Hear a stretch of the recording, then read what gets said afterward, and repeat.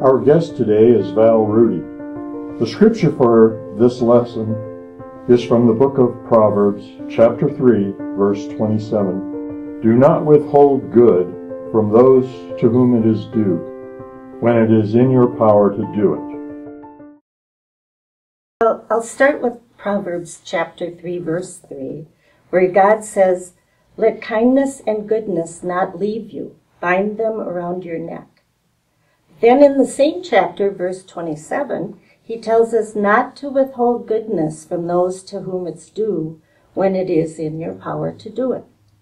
So we're asked to show love and kindness every day to those to whom it's due. Well, who does deserve love and kindness? At first you think of the poor and the needy. But then, are my neighbors poor? Is the cashier at the grocery store needy? Is that quiet, nerdy kid in my classroom deserving? I would have to say that everyone I meet deserves love. And all the people who walk in and out of my life are children of God, and they deserve love and kindness. And it is in my power to give it, thankfully. I just have to be conscious of it and remember to do it. I have to, as this hymn says, turn my eyes upon Jesus, look full to his wondrous face, to remember to be kind and loving all the time. It's hard, but if I think about Jesus and what he wants me to do, it's easier. So on my way to the mailbox to make small talk with my neighbor, who always wants to talk, I will show kindness. Or I'll smile and ask my cashier at the grocery store how his day is going.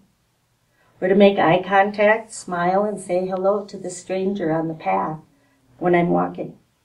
Or to shovel the walk of my elderly neighbor when I'm shoveling my walk. Or even to compliment that nerdy kid on his Facebook post the next day. Or even my best friend, to simply compliment her on how well she's able to say the right thing in a difficult situation. Just to notice and compliment, I think, is helping a lot in giving kindness and love. It doesn't have to be big, but it should be loving and kind. It is in our power to act with kindness and goodness. We just have to remember to do it and to turn our eyes upon Jesus. What do you think?